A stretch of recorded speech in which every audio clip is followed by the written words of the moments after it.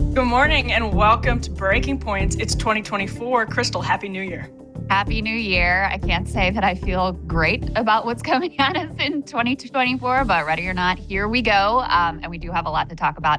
In the show this morning, some major things unfolding in Israel, a huge court decision that could trigger a constitutional crisis. And this comes as they've actually announced they are recalling some troops from Gaza. So we will tell you what all of that means. We also have major attacks in Ukraine as the West could be laying the groundwork to potentially try to come to some sort of negotiated solution there since things are not going particularly well. We have another state that is trying to kick Trump off of the ballot. And obviously, look, the Iowa caucuses are in weeks, which is absolutely insane to me. So things are coming down to the wire here. We've got Biden getting some dire poll numbers from MSNBC of all places. And Saagar making a little bit of news with his Tucker Carlson interview, Tucker coming after Ben Shapiro. So I'm actually really interested, Emily, to get your thoughts on all of that. Because as I was saying to you, I don't really have a dog in that fight. Girl shows are fun, but Saagar really did do the impossible and made news over the holiday break. It took a lot, but he did it. People were very, very interested in that interview. So we will show you that and talk a little bit about all of the fallout. But first, let's start with what is going on in Israel. I'll put this up on the screen. This is a huge development. The Israeli military announcing a partial drawdown. This is the headline from the New York Times. Israel says it will pull several brigades from the Gaza Strip. Let me just read you a little bit of this report. The Israeli military announced on Monday it will begin withdrawing several thousand troops from Gaza, at least temporarily, in what would be the most significant publicly announced pullback since the war began. They cited a growing toll on the Israeli economy. I'm going to tell you a little bit more about that in a minute. Following nearly 3 months of wartime mobilization, Daniel Hagari, the Israeli military spokesman, emphasized the move to demobilize some soldiers did not indicate any compromise on Israel's intention to continue fighting, and he did not mention the American request to scale back. He indicated some will be called back to service in the coming year. Still, the fighting remains intense across Gaza.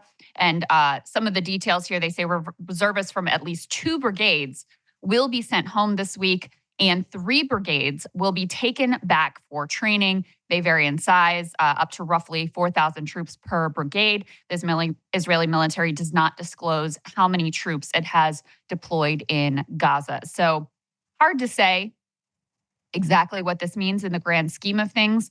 Could be shifting to another phase. Something we've looked at here before on the show is just how, what huge cost this war is imposing on the Israeli economy. Of course, it's nothing compared to the suffering that Gazans are experiencing. But we know in terms of their stated goal of destroying Hamas, even by their own very rosy estimates they say they've killed roughly 8,000 Hamas fighters. Well, Hamas had a fighting force of roughly 30,000 people. And we know they haven't announced that they've been able to take out any of their top targets in terms of Hamas leadership. So they are nowhere close to their stated goal, which always seemed, to many analysts to be completely impossible, of taking out Hamas and destroying Hamas completely.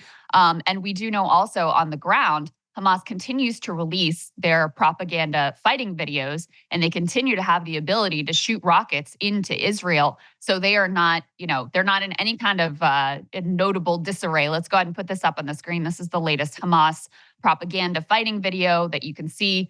They're using a tunnel here. They see a tank. They're able to put this explosive on the tank, and they've got their sort of trademark little red arrow there, showing their target and putting this explosive device onto the tank, and then you're about to see it detonate. So in any case, intense fighting going on. They have been able to exact some casualties from the Israeli military. And you also have, as I was mentioning, major economic pressure on Israel. Part of that comes from the Houthis' ability to hold up shipping in the Red Sea. We're going to talk a little bit more of that in a minute. But put this Washington Post report up on the screen, and then Emily, I want to get your reaction. We've got a report saying that gross domestic product is going to fall from 3% growth to 1% in 2024. That may sound like not a lot, but that is actually really significant. Huge impact on Israel's high-tech sector. As many of the individuals who've been called up who are in the reserve forces who've been called up, work in the high-tech sector. Not only are they paying for those reservists, the bombs and the bullets, they're also supporting 200,000 evacuees who have been displaced from Israeli villages. They're being housed, they're being fed in hotels, all at government expense. You have tourism, which has completely flatlined. Tel Aviv beaches and the Old City in Jerusalem bereft of foreigners. Christmas celebrations in Bethlehem in the occupied West Bank were canceled.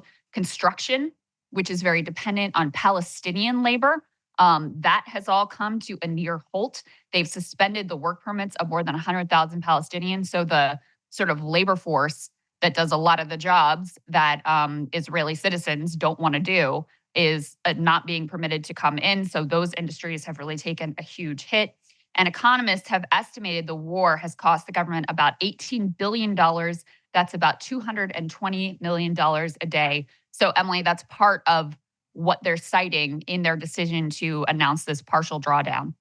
And I think it's also worth remembering that the Biden administration for the last month or so has been anticipating publicly or saying that its best goal for Israel in the new year is exactly what the New York Times headline that you read from essentially said, is a scaling back of the invasion, if not indefinite pause of the invasion. That's basically exactly what Joe Biden, what we were hearing in press reports, what Joe Biden had been telling Netanyahu behind the scenes, is that the timeline is that as soon as the new year rolls around, this invasion of Gaza should be scaled back significantly. So I think it's worth remembering that, and also worth remembering the political pressures on Netanyahu at home, I think, get papered over in domestic American press.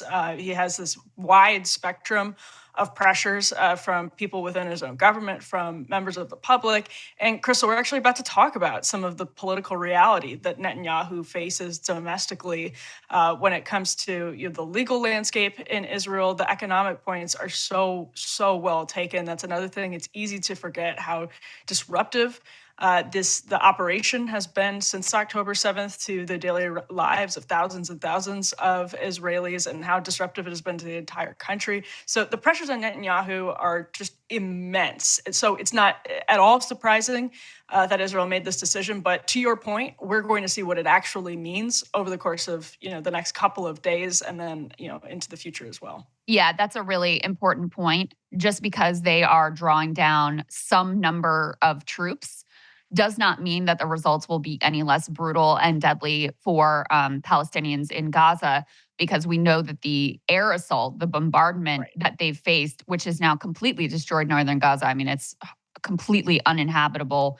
There's barely any civilian infrastructure left, houses, apartment buildings, schools, hospitals, et cetera.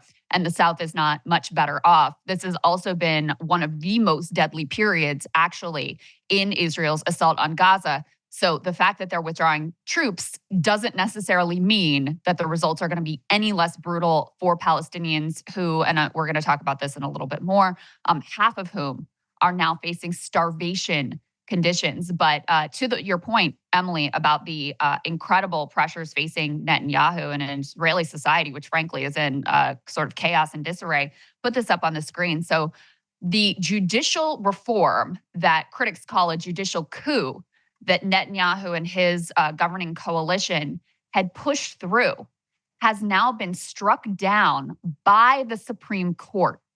Now, this was all about the sort of balance of powers between the judicial branch and the legislative branch, led, of course, by Netanyahu and the Likud party. And they attempted to undercut some of the judiciary's power and the Supreme Court's power in particular. The Supreme Court now saying, no, we don't accept that, and striking it down in a narrow decision. Let me go ahead and read you a little bit of this report so you can get a sense of the crisis. They say, in a momentous ruling that could ignite a constitutional crisis, Israel's Supreme Court on Monday struck down a law passed by Bibi Netanyahu's right-wing government that was meant to limit the court's own powers by a majority of 8 judges to 7.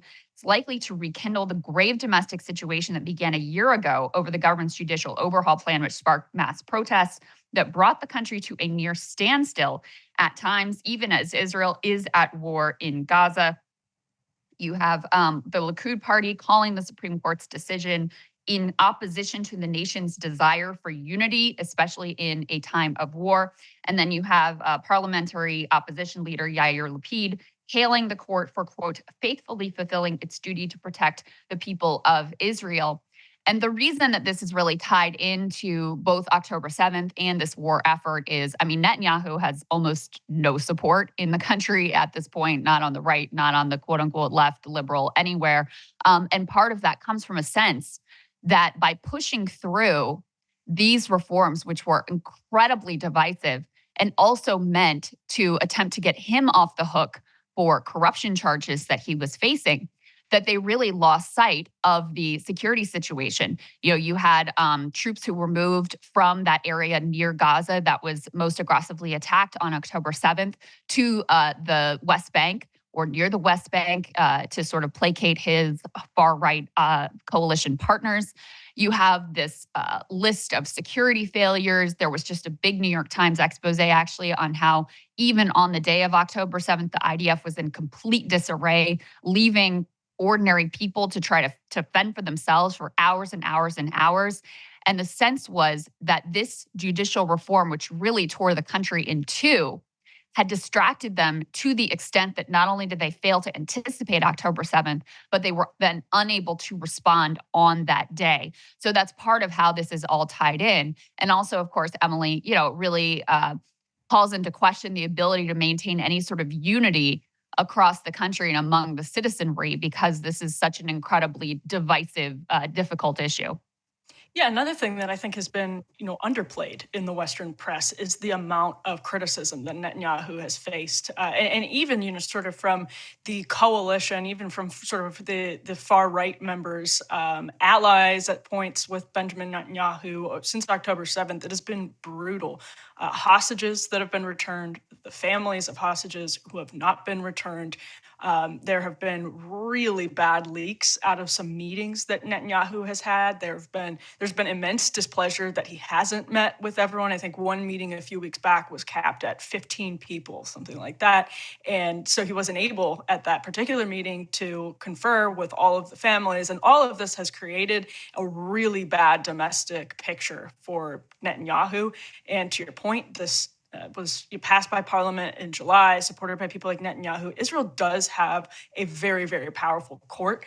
And reading from an old New York Times article before October 7th, they say supporters of the measure, which Parliament, this is at the time, is expected to vote on next Monday, present it as a boon for democracy, a modest limit on the ways in which an elected government can be stymied by unelected judges who will in any case still have other tools to overrule ministers. So that's what this was essentially about, that the court could say, nope, on this definition of reasonableness. We will not rubber stamp this ministerial appointment. And for some people, they say that's reducing judicial oversight. For Netanyahu and his allies, they say, actually, that's really important to kind of push back on this idea of unelected judges. And that entire debate was roiling the country. There were mass protests that you mentioned, Krystal, and people certainly remember. And so this is a really, really difficult domestic situation for Netanyahu. It is not there is not a united front at home or even among his allies abroad about what Israel should do going forward. And it raises massive questions about, people talk about, and myself included, what does eradicating Hamas mean? What kind of comes up in that vacuum? Say the 8,000 number is accurate. So you've gotten rid of a third of Hamas fighters and a whole lot of the infrastructure.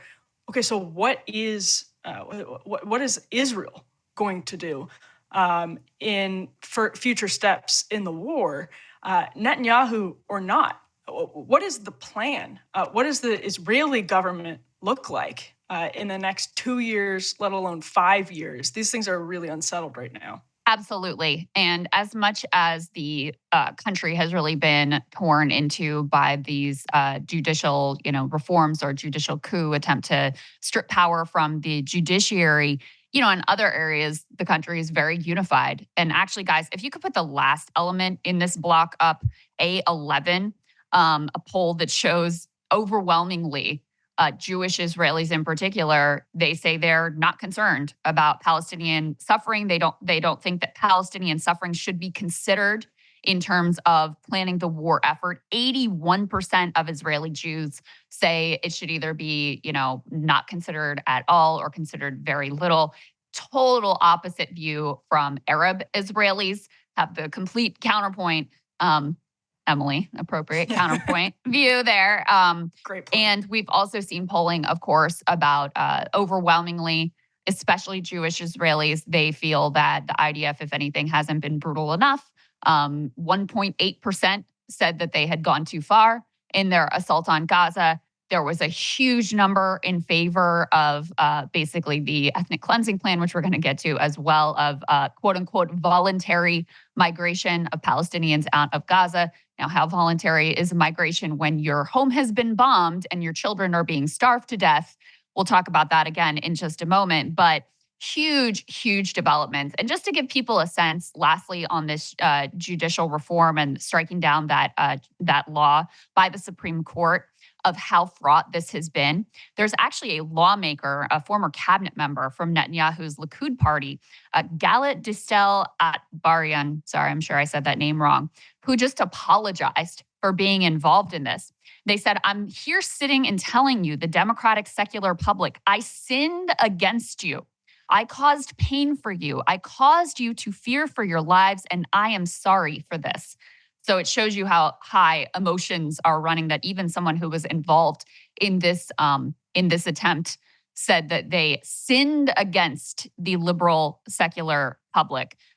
Let's go ahead and move on to another incredibly important part of this story, which we just cannot lose sight of, which is the risk of a larger escalation into a regional war, and of the way that our own troops have become directly implicated in what Israel is doing here. Put this up on the screen. So the U.S. just killed 10 Houthis, and they sunk 3 ships after a Houthi Red Sea attack. U.S. helicopters repelled an attack by Iran-backed Houthi militants on a Maersk container vessel in the Red Sea. Is that how you say that? I don't really know. Anyway, it's a large shipping company in the Red Sea, sinking 3 ships and killing 10 militants, according to accounts by Americans and Houthi officials on Sunday. The naval battle occurred around 3:30 GMT on Sunday as the attackers sought to board the Singapore-flagged Maersk Hangzhou. Maersk and U.S. CENTCOM said helicopters from the USS Eisenhower and USS Gravely joined the ship's security team in repelling the attackers after receiving a distress call. Interestingly, the USS Eisenhower is actually withdrawing from the region. It's been there from the beginning. It's an interesting note. I believe it's the Eisenhower that's withdrawing. This comes as, put this up on the screen, an Iranian warship has now entered the Red Sea. Iran's Al-Borz warship entered the Red Sea. A semi-official news agency reported on Monday at a time of soaring tensions on the key shipping route amid the Israel-Hamas war and attacks on vessels by forces allied to Tehran, and the UK looking to get more involved in these attacks on Houthis and even floating direct attacks, airstrikes on Houthi rebels. Put this next one up. Britain is reportedly considering airstrikes on Houthi rebels after the U.S. said its Navy sank 3 boats that had been targeting a container ship in the Red Sea. Grant Shapps, the defense secretary, said the government would not hesitate to take direct action to prevent further attacks amid reports the UK and U.S. are preparing a joint statement to issue a final warning to the Yemeni group. Obviously, this is massively significant. We are directly engaging and killing Houthi militants. We have put together this attempt at a coalition so that we aren't the only ones who are being attacked or facing these risks. But Emily, all of our allies effectively have been extraordinarily reluctant. The coalition, such as it is quite lackluster, includes next to no Arab allies. There were a number of countries who didn't want to publicly be associated with it. So there's, the level of just the humiliation of the U.S. trying to pull something together here that ended up not going very well and continues to not go very well. You still have shipping basically blocked through this area of the Red Sea, which is massively significant for global trade and is applying pressure to global commerce, but in particular, Israeli commerce. But then you also have just the incredible risk of this blowing up into something much larger than it already is and dragging us much more directly into these sorts of engagements with so many of our troops still in the region. There are huge risks that abound. So many of our troops still in the region just completely fanned out across the Middle East in ways that have been highlighted over the past couple of months. People didn't know that we had troops as broadly and prolifically as we do across the region, and as many troops as we do across the region. But it's always worth keeping in mind because it underscores, to your point, what a powder keg this situation is. And we're going to talk about Ukraine shortly, but I think it is really worth remembering that this is happening on a split screen.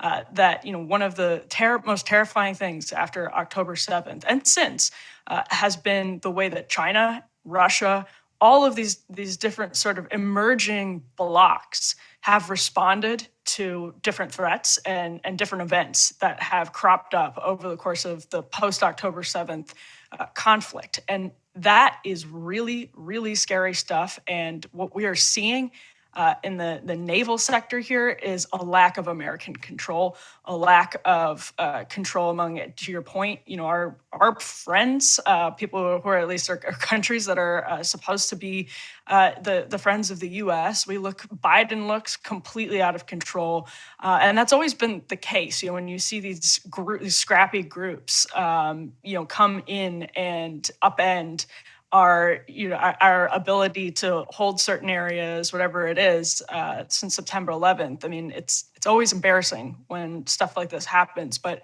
there seems to just be no cohesion in the response here, and that becomes clear and clear every day.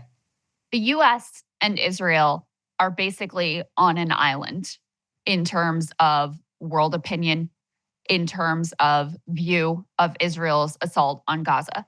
And the longer that Israel's attacks on Gaza continue, the more at risk not only our troops in the region are, but the more at risk we are of getting pulled into this broader conflict.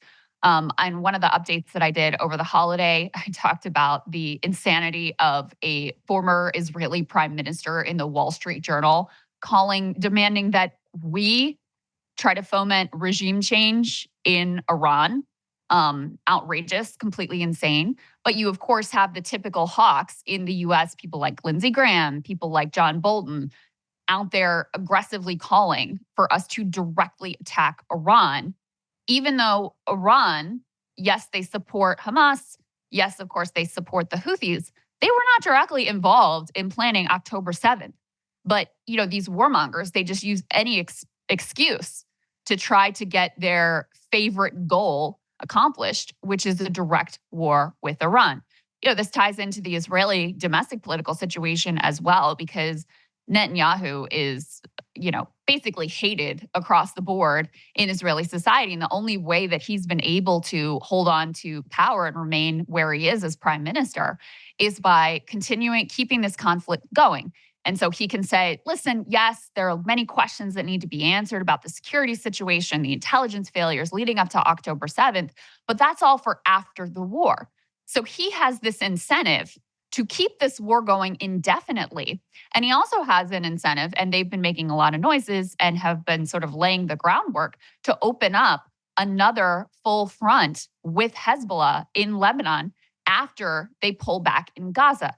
So this is, massively risky. The Israeli, domestic political situation is pushing them in the direction of actually wanting a broader war. And we've seen no ability of Biden and the U.S. administration to push back on anything that Israel is doing, including drawing us into this broader conflict, which we've already, by nature of our engagement here with the Houthis, which we've already been drawn into. I want to go ahead and turn for a moment here, because I never want to lose sight of the immense suffering that is unfolding in Gaza right now, which is really unlike anything else that we have seen in this century. Put this up on the screen. We now have a report from the UN that half of Gazans are in danger of starvation. They are starving. Something like 90% reports that they regularly go a full day without eating anything. And huge numbers are at risk due to the collapse of the healthcare system. Israel targeting hospitals both in the north and the south of Gaza. Very few remain in operation. There's very little in the way of medical supplies as well. This tweet says we could see almost a quarter of Gaza's population, close to 500,000 human beings dying within a year, largely deaths from preventable health causes and collapse of the medical system. It's a crude estimate, but one that is data driven. Let me read you a little bit of what's going on here. They say, tragically, the nearly unprecedented death and injury we've seen so far is likely to only be the beginning. From looking at similar conflicts across the world, public health experts know we are likely to see more children dying from preventable disease than from bullets and bombs. The World Health Organization spokesperson said diarrhea rates among children in refugee-like camps in Gaza were already in November, early November, this is a while ago now, more than 100 times normal levels. And there are effectively no treatments available. Children can become dehydrated and die quickly. Diarrheal diseases are the second leading cause of death in children under 5 worldwide. They're caused by contaminated water sources, lack of access to oral rehydration fluids. Upper respiratory infections, chickenpox, and painful skin conditions have also increased. There are fears that the recent floods may result in untreated sewage mixing with fresh water used for drinking and cooking and cause a cholera outbreak. This is something Ryan's been flagging for a while now, that oftentimes in war zones, especially when you have, all of the sanitation, basic sanitation has been destroyed. You have people living in these crowded camp situations, that oftentimes the disease that spreads is even deadlier than the bombs and the bullets, which have been plenty deadly enough.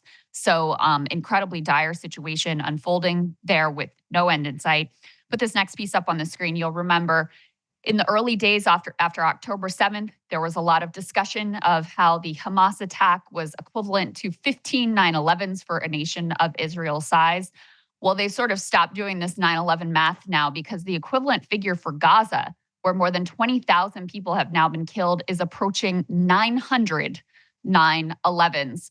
I actually recommend people read this entire Mother Jones article, How Joe Biden Became America's Top Israel Hawk, because it digs into the fact that he has long been one of the most hawkish with regards to Israel, one of the greatest allies of everyone, every Israeli prime minister, including Netanyahu, how he actually actively undermined some Obama and Hillary Clinton initiatives to back Netanyahu during a time when those relations were very fraught. So it's incredibly interesting and revealing history for understanding how and why Joe Biden is doing what he is and giving them unconditional support in this moment.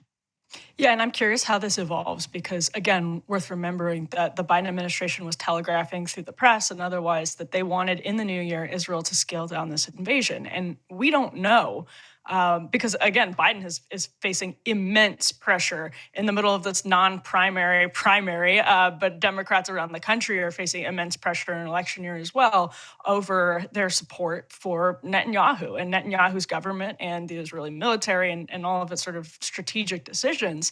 And so that has been a point of contention between Biden and Netanyahu. And where does this go? If Biden's pressure, and we'll learn more in the days to come, if the Biden administration's pressure was absolutely instrumental in what proves to be a long-term, indefinite sort of pause in this invasion, that's a very different question. It's a different side of Biden. We'll see potentially, and the Mother Jones article highlights how this would be a different side of Biden when it comes to Netanyahu. And it just highlights the political pressures here at home, the political pressures actually abroad at places like the United Nations, at allied countries that think differently and have always approached this conflict differently than the United States. And that raises one more huge question, Krystal, and this is where the rubber really meets the road for me. The eradication of Hamas, when you're looking at that 9/11 number in particular, this stands out. The aftermath of our response to 9/11, as many people have highlighted since October 7th, was a lot of power vacuums that actually allowed really radical movements to fester.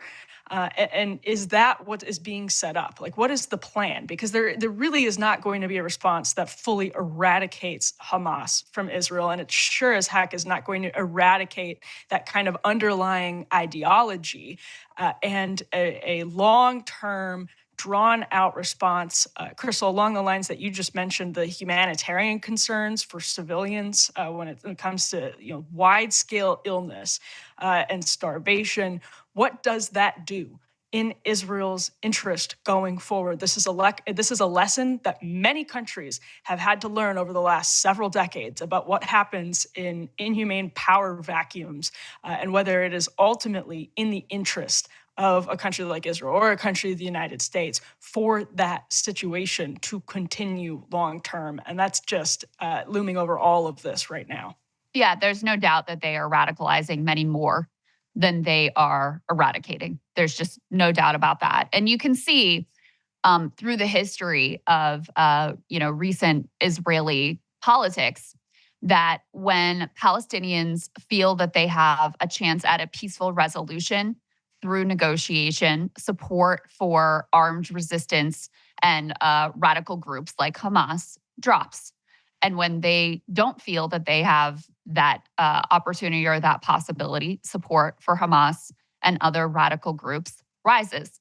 And we already see, obviously it's very difficult in Gaza to conduct a poll at the moment, but there's indications that support for Hamas has actually gone up during this time period. And in the West Bank, it's very clear where, they don't have to deal with the failures of Hamas governance. And they are suffering, don't get me wrong, but not at the level or extent that Palestinians in Gaza are right now. And support for Hamas, as opposed to the Palestinian Authority, which is, basically a collaborator with the occupying force, support for Hamas has skyrocketed. So in terms of quote unquote eradicating Hamas, they have utterly failed and only made the situation worse, at great risk to their own population and at great risk to us as well, because these bombs that are being dropped somewhere around 30,000 at this point, a majority of which are quote unquote dumb bombs being dropped indiscriminately on civilian populations.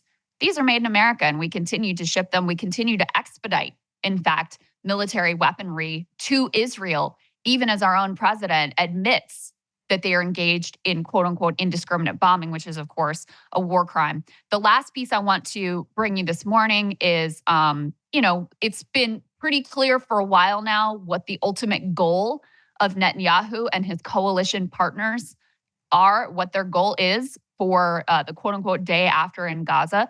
And the goal is ethnic cleansing. And now they are saying it much more clearly. So put this up on the screen. This is one of the ministers in the Netanyahu government, Bezalel Smotrich. He says that Gaza is a ghetto. If we act strategically, they will emigrate. And we Israelis will live there. We won't let 2 million stay. With 100 to 200,000 in Gaza, the quote day after debate will be different. They want to leave. They've been living in a ghetto for 75 years. Yeah, I'm sure many do want to leave an active war zone where they are being bombed and starved to death and their homes are being destroyed. You also had the National Security Minister, Itamar Ben-Gvir, on Monday said the Netanyahu government should, quote, encourage the migration of Gazans out of the Palestinian enclave. He says, quote, this is a correct, just, moral, and humane solution during a meeting of his Jewish Power Party in Jerusalem. So these are two ministers in the Netanyahu government. These are not nobodies. These are incredibly influential voices within his coalition. And they're saying outright that, pushing Gazans permanently out of the Gaza Strip is the ultimate goal. There's been a plan that has been floated reportedly in the U.S. with some bipartisan interest to use U.S. aid dollars to basically force local Arab allies of the United States to take in this refugee population. And so, this has been pretty obvious for a while, but now there's not even any denials around it. It's coming directly from top officials themselves. And, I think every U.S. politician and every U.S. media figure needs to be asking every U.S. politician about whether or not they support this and what their plan is to stop it. Another reminder of the biggest disconnect in the war, which is that Joe Biden publicly says he believes in a two-state solution. Joe Biden's government is instrumental in the prosecution of this war. Without the United States, not just, we supply about 20% of their annual military budget, but the question is munitions. So when Joe Biden's government is prosecuting this war and the U.S. is prosecuting this war, and Netanyahu says, for years, he does not believe in a two-state solution.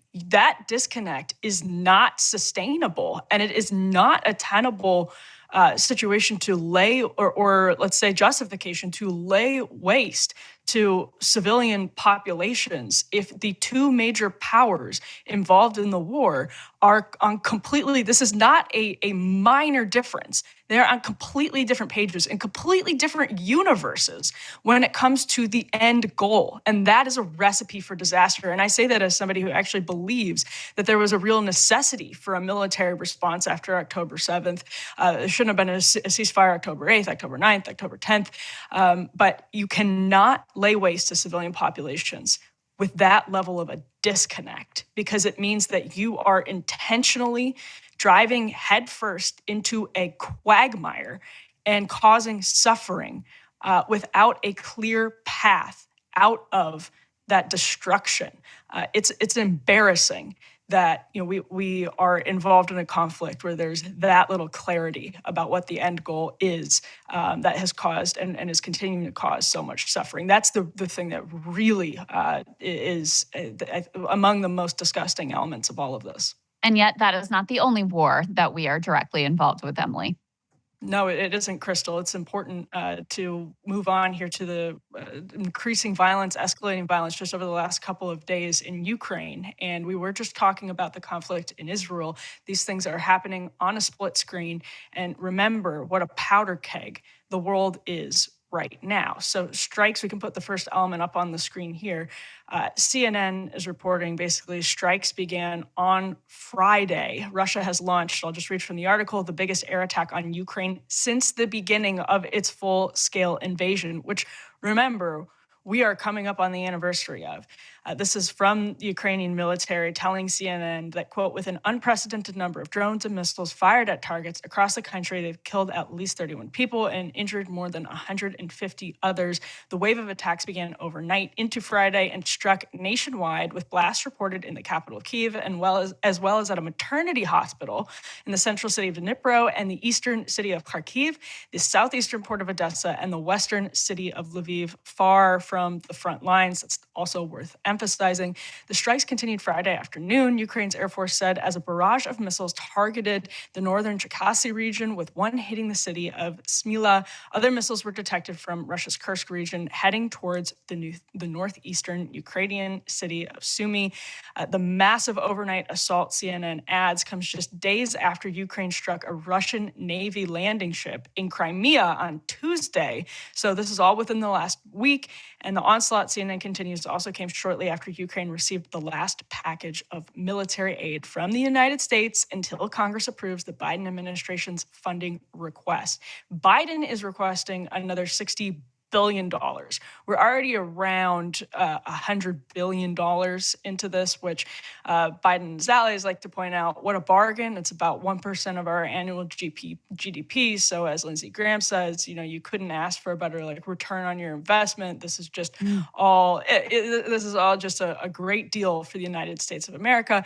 That is front and center as Congress returns in the new year. They're going to have to make all kinds of decisions. And, we heard Ryan and I talked to the new chair of the Freedom Caucus, Bob Good, just a couple of weeks ago, who said straight up on the show on Counterpoints that Ukraine aid is dead on arrival because the Freedom Caucus has a huge ability to maneuver. We saw that play out over the course of the last year, and they don't want Mike Johnson to basically give an inch on Ukraine aid without also doing, what's basically impossible to see Biden compromising on the border.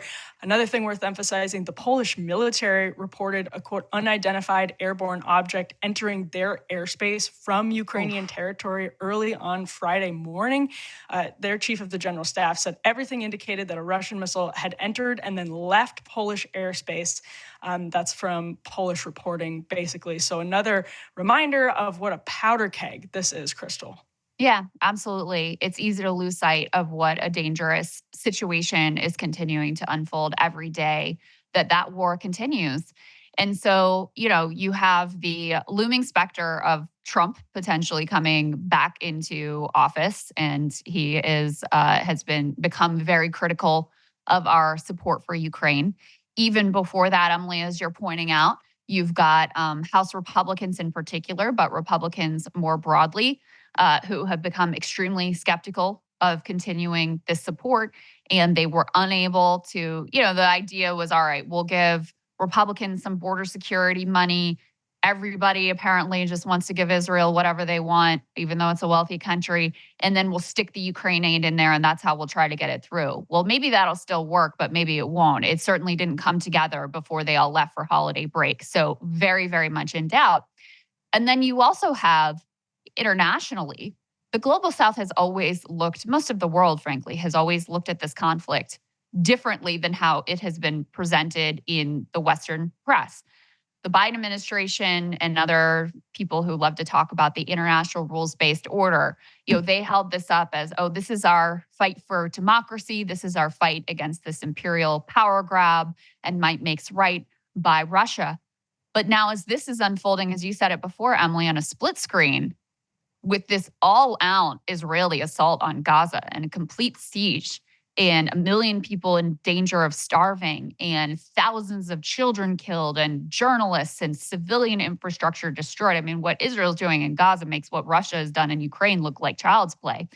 As this is playing out, it just becomes totally undeniable that all of this supposed U.S. commitment to the rules-based order and to democracy and to these values-based commitments is all bullshit.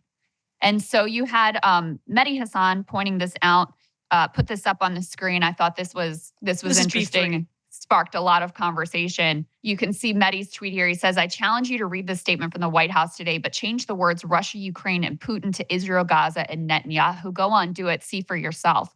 And let me read you what he actually said. It's a statement from Joe Biden on Russia's aerial assault on Ukraine. Overnight, Russia launched its largest aerial assault on Ukraine since this war began. This massive bombardment used drones and missiles, including missiles with hypersonic capability, to strike cities and civilian infrastructure all across Ukraine. Strikes reportedly hit a maternity hospital, shopping mall, residential areas, killing innocent people and injuring dozens more. Stark reminder to the world that after nearly 2 years of this devastating war, Putin's objective remains unchanged. He seeks to obliterate Ukraine and subjugate its people. He must be stopped. Of course, none of that emotional and clear language has ever been applied to what Israel is doing on a much vaster, much more devastating scale within Gaza. And, this is incredibly apparent to people around the world. You now have, put this up on the screen, the global south effectively abandoning Ukraine. The UN was having a bad 2023. Then came the war in Gaza. As I mentioned before, there was already, a different view in the global south. However, they write the war between Israel and Hamas has upended their calculations. The atrocities Hamas committed on October 7th shook diplomats from all over the world. But the ensuing war's massive humanitarian toll and U.S. refusal to support a ceasefire in Gaza over the past 2 months, coupled with European states' divided response to the war, has alienated the majority of UN members. Diplomats who previously backed Ukraine in the General Assembly have indicated they will not do so in the future, out of frustration over the West's lack of solidarity with the Palestinians. Kyiv quietly dropped a planned resolution commemorating the Holodomor, the Soviet-era famine in Ukraine manufactured by Stalin, as it became clear it would not secure strong majority support in the General Assembly. So listen, much of the world, Emily, has already felt the U.S. to be very hypocritical where it comes to our quote-unquote commitment to the international rules-based order. It's been quite clear for decades that we apply these rules when and how we see fit, but it has never been quite as stark and quite as blatant as it is right now in this situation. So any attempt by the US going forward. I think from here on out, even after Israel is done doing what they're doing in Gaza, any attempt by us to use this language of morals and appeal to international rules-based order, it's dead. It's done. This is over. There's not even any ability to sort of like pretend like that's how the world is governed, or like there are any real limits on what we and our allies can do. It's just effectively baked back to might makes right. And, Russia capitalizes on this. It makes it much easier Yes. for them to muddy the waters. They're going to muddy the Absolutely. waters either way. But let's put B2 back up on the screen just for a quick second, because after this major Russian air offensive started late last week, the Associated Press is reporting here that shelling in the center of the Russian border city of Belgorod Saturday killed 21 people, including 3 children, according to local officials. Now, Russia's defense ministry is saying that these are Czech-made Vampire rockets and Olka missiles that were fired with cluster munition warheads. The Associated Press adds, importantly, it provided no additional information, so they were unable to verify those claims. But cities across Western Russia have come under regular attack from drones since May, with Russian officials blaming Kyiv. Ukrainian officials never acknowledge responsibility for attacks on Russian territory or the Crimean Peninsula. However, large aerial strikes against Russia have previously followed heavy assaults on Ukrainian cities. Now, let's also then move to B7. This is from the New York Times on December 23rd.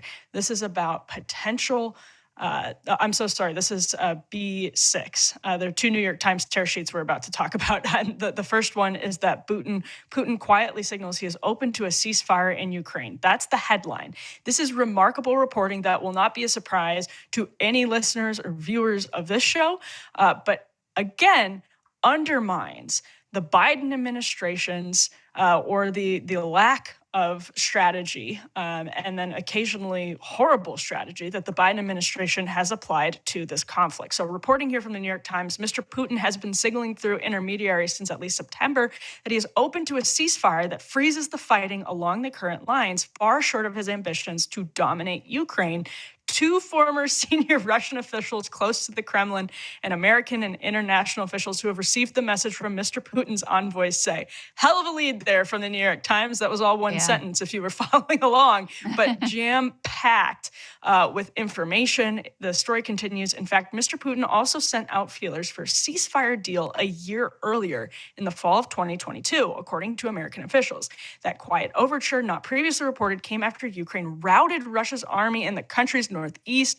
Mr. Putin indicated that he was satisfied with Russia's captured territory and ready for an armistice. Now, again, many of you know this, the captured territory, much of it has been under contention since 2014, at least, and there has been, on and off fighting in those regions, and many of those regions are already very favorable to Russia. So Putin sort of being satisfied with the territory that he has, it makes sense. There's sort of logical from his kind of cold, calculated, strategic perspective, a logical reason behind that. The New York Times later in the story says the signals come through multiple channels, including via foreign governments with ties to both the U.S. and Russia. Russian unofficial emissaries have spoken to interlocutors about the contours of a potential deal that Mr. Putin would accept. Putin and the Russian army, this is a quote from the story from a source, they don't want to stretch their capacity further. That's according to an international official who actually met with Russian officials just a couple of months ago in the fall. There's no evidence, the New York Times continues, that Ukraine's leaders who have pledged to retake all their territory will accept such a deal.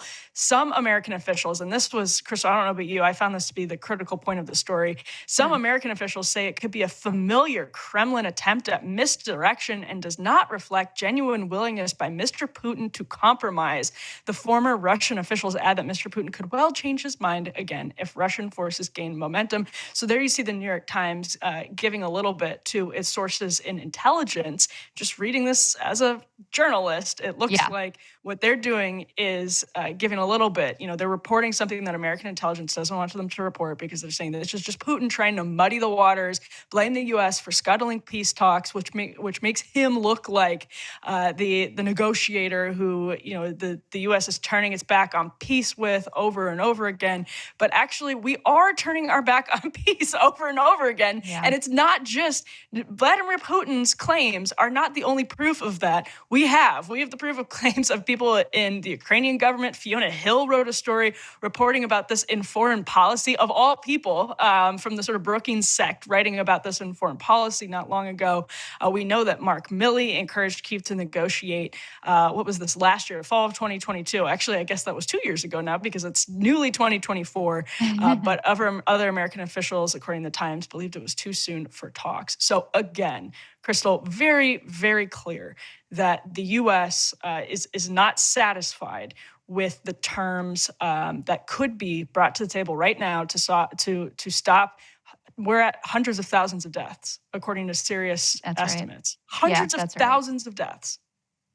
It is, to me, such a moral atrocity and in just absolute failure that we scuttled negotiations that were occurring at the beginning of this war.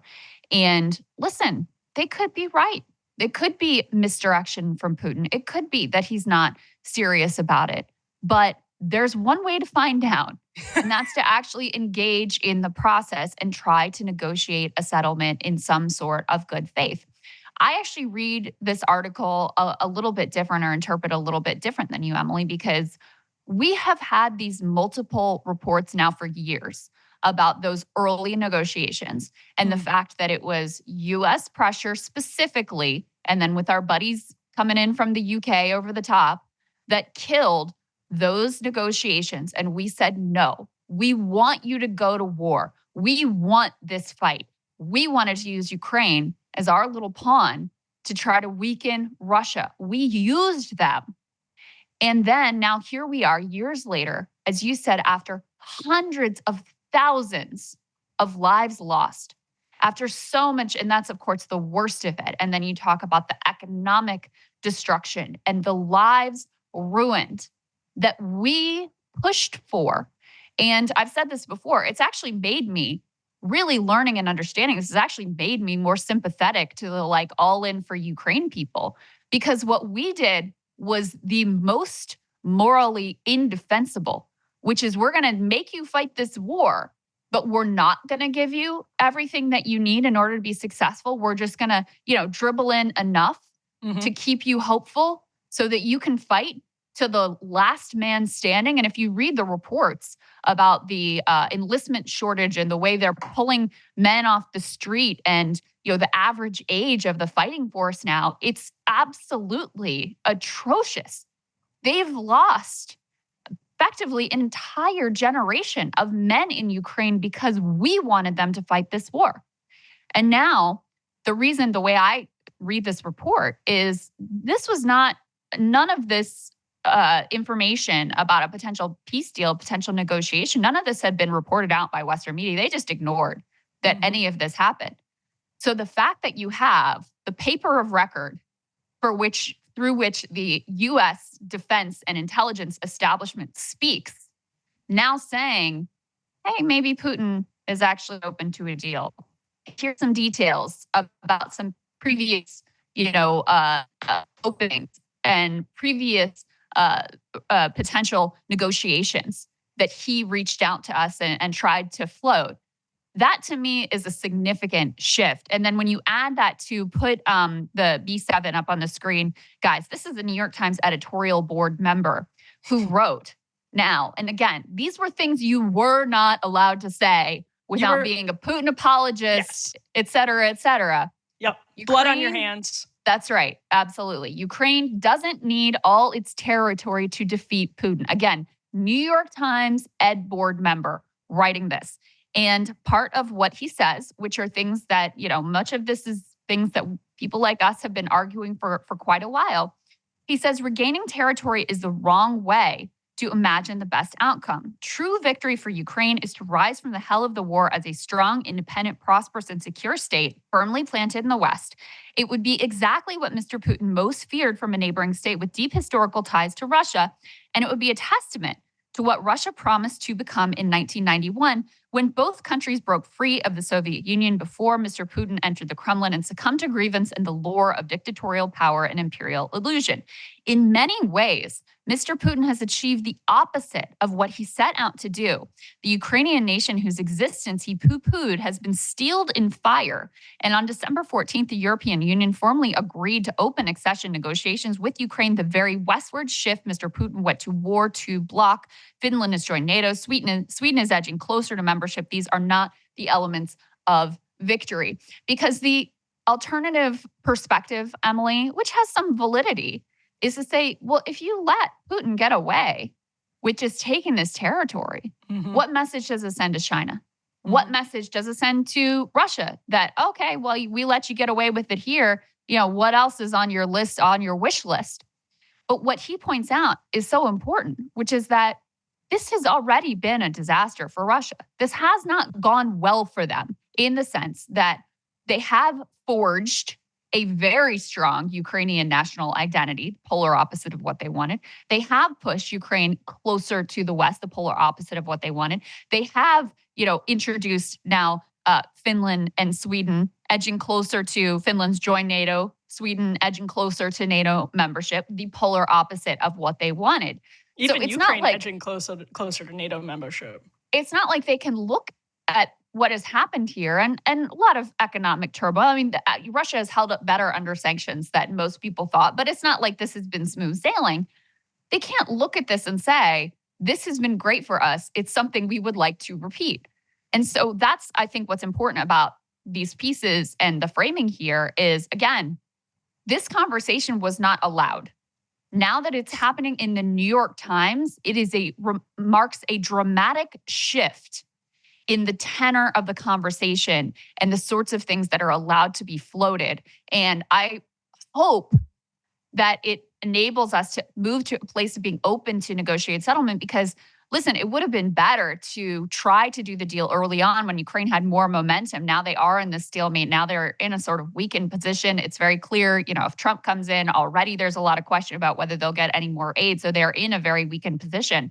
But when you're in a hole, stop digging. It could get much worse than it is right now. And so that's why I see these as almost, it's horrifying what's happened in Ukraine.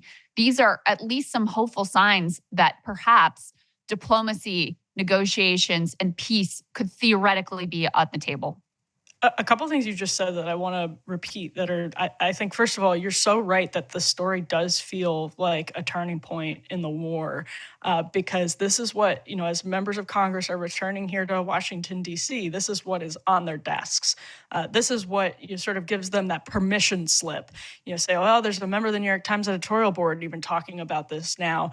That is very, very different than just before they went to Christmas break. That is a huge difference. And that may seem silly because, of course, it is. You shouldn't need to take your cues from a member of the New York Times editorial board when it comes to war and peace, but they do. And Krystal, the other point there is from A to B, tens of thousands of lives were lost. From A, when it was not okay to talk about any of these things, lest you have blood on your hands or be a Putin apologist, to point B, where now it's like, you know what, maybe they can give up the Donbass. Tens of thousands of lives were lost. And you alluded to a Wall Street Journal story that was published right before Christmas that showed pretty clear evidence, people on the record, being illegally drafted by Ukraine into war with a system of bribery that was disproportionately shielding affluent Ukrainian men from service. So after this failed offensive that places like the New York Times were dripping, telling us was going to change the war, was going to send Putin back on his heels, all of this. Now we have a wild mismatch between Western elites appetite for war and much of Ukraine's. That's not to say there aren't, Ukrainian soldiers and Ukrainians that aren't still saying, let's go out there, get Russians. We will, lay down our lives for this territory. Of course, that still exists. But if you are having to illegally draft middle-aged men by pulling them off the street, as this Wall Street Journal story documents, and Western elites are still saying, let's go get them. Let's keep sending you this money. In the way that, Krystal, you made a great point. We'll kind of send you the money, but it's going to be on the schedule, and maybe you won't get everything you want when you want it. And we're kind of in charge of the war, but we'll also kind of let you do things like you go do what you do with the Nord Stream. It's just a disaster, and a lot of people are dead because of it. Yeah, that is absolutely right. So we'll see what the new year brings and if there are any serious efforts to reach for a negotiated settlement. But, I will never forget the direct role, the central role that the U.S. played in blocking any sort of possibility of a negotiated settlement at the beginning, before these hundreds of thousands of lives were lost. I will never forget the way that we used Ukraine as our pawn, and how much we have been exposed as full of it when it comes to all of our supposed concerns about democracy and the international rules-based order. It's just never been more clear than it is at this moment.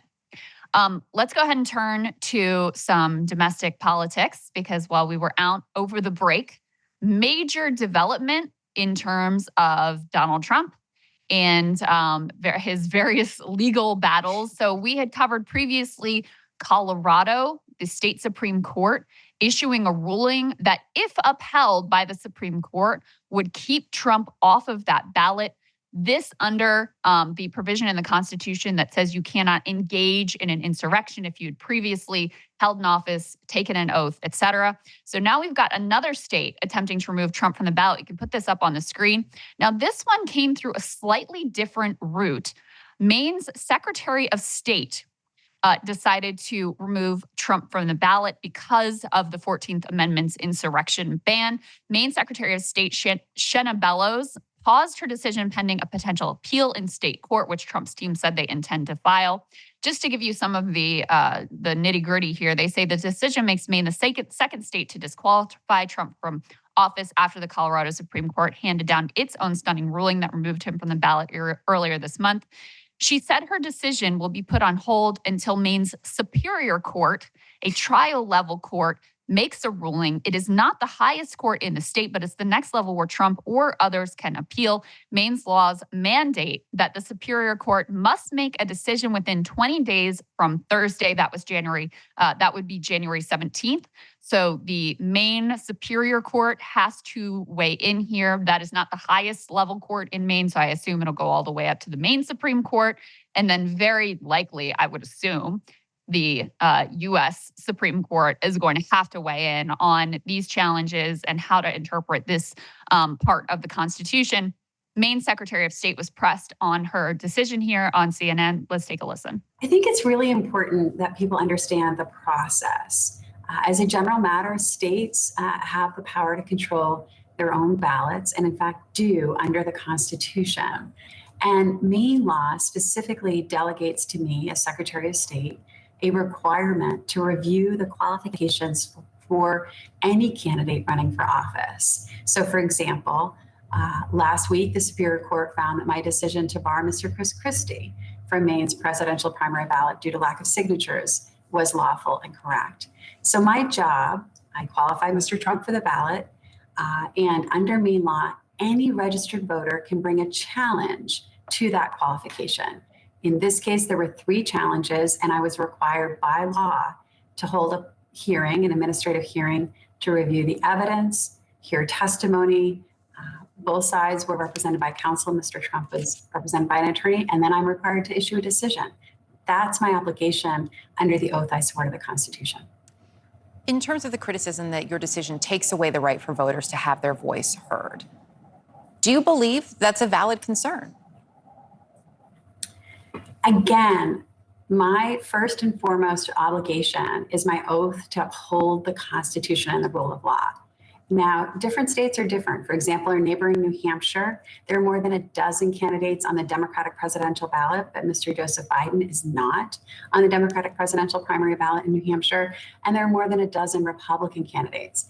In Maine, there are 2 candidates on the Democratic presidential primary ballot and less than a dozen Republican presidential candidates. So every state is different. My obligation and duty, my sole consideration is my oath to uphold the Constitution. So, Emily, you and I haven't talked either about Maine or about Colorado, also with their Supreme Court decision that would ban Trump from the ballot. That's now been put on hold, waiting for what happens at the Supreme Court. But what are some of your overall thoughts about what's going on here?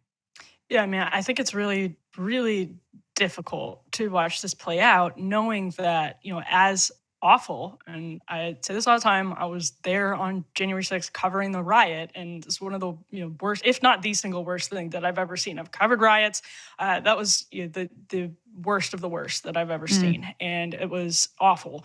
And Donald Trump was playing with fire, and he bears responsibility for it. He has not been charged with insurrection. And Krystal, there are historic, I think, differences between what was being discussed. And we have an article on this, actually. You can put C3 up on the screen. This is from ABC News. What was being discussed as the 14th Amendment was written, very specifically about people who took up arms personally took up arms against the United States. Now, the 14th Amendment does have a point about people who gave aid or comfort to people who took up arms against the United States, and that sort of makes it much more open-ended and kind of vague, but it has never been interpreted in this way at all. And with nobody, let alone Donald Trump, being charged with insurrection, and I don't say that to mean that Jack Smith should charge Donald Trump with insurrection personally, with the kind of insurrection that Confederates did when they literally fought to the death people from their own country to preserve, as Nikki Haley is a little bit scared to say, the institution of slavery. We could get into that, Krystal, but really there's no need to, because there's no point to talking about Nikki Haley anymore. But I mean, this was a very specific this is a very, very specific phenomenon that was being addressed in the 14th Amendment about taking up arms and fomenting an insurrection, a war against your own country. And Donald Trump had insane disagreements, some that he didn't even believe in, I think is very clear, and did mislead people about. I continue to think that's one of the most disgusting parts of all of this, is the way Donald Trump treats his own voters. He did horrible things. That's all true. Charging him with insurrection, Krystal, not only do I think it is legally wrong, or not charging him with insurrection, but then taking him off the ballot, not only do I think it's legally wrong and dubious and sets a terrifying precedent, I also think it's really pushing us towards the brink of something very, very frightening. It feels like a recipe for a lot more January 6th going forward. When you kind of take that out of the voters' hands, people feel powerless. It makes people feel powerless more and more, and that's when people get desperate. So the whole thing is frightening. But I mean, we already are on the brink of something ugly. We That's already had January 6th. Like, I mean, I'm thinking about 2024, and like, I'm normally so excited about a presidential election year because I'm such a political nerd. Like, I can't even imagine a good outcome. There is no outcome that appears to be on the menu that is a good outcome. So I think the legal issues here are genuinely very tricky. Yeah, I read the Colorado State Supreme Court ruling and like all of the different pieces that they were grappling with. I just want to read for people what Section 3 of the 14th Amendment actually says in terms of the just like plain, English meaning that people are taking from. Because you do have a majority of Americans, actually a pretty strong majority, including a quarter of Republicans, who said, yeah, I actually agree with the Colorado Supreme Court on this. So it says, no person shall be a senator or representative in Congress or elector of president and vice president or hold any office, civil or military, under the United States or under any state, who having previously taken an oath as a member of Congress or as an officer of the U.S. or as a member of any state legislature or as an executive or judicial officer of any state to support the Constitution of the U.S. shall have engaged in insurrection or rebellion against the same or given aid or comfort to the enemies thereof, but Congress may, by a vote of 2/3 of each house, remove such disability. So we just had the Colorado GOP appeal the state Supreme Court ruling there. One thing that was interesting to me is they did not actually contest on the grounds that Trump was not engaged in or giving aid or comfort to the enemies engaged in an insurrection. They challenged some of these more technical legal pieces, including whether the president of the United States is a quote office of that this would apply to, which I always have thought was preposterous. And one of the things that that news article we had up a moment ago mentions is that in the debate over the language of this amendment, this actually came up. There's a single reference in that Senate debate to the fact that president and vice president are not specifically mentioned in this draft. And a Maryland Democratic senator said, "Why did you omit to exclude them?" And this person who drafted it responded, "Let me call the senator's attention to the words 'or hold any office, civil or military, under the United States' is included."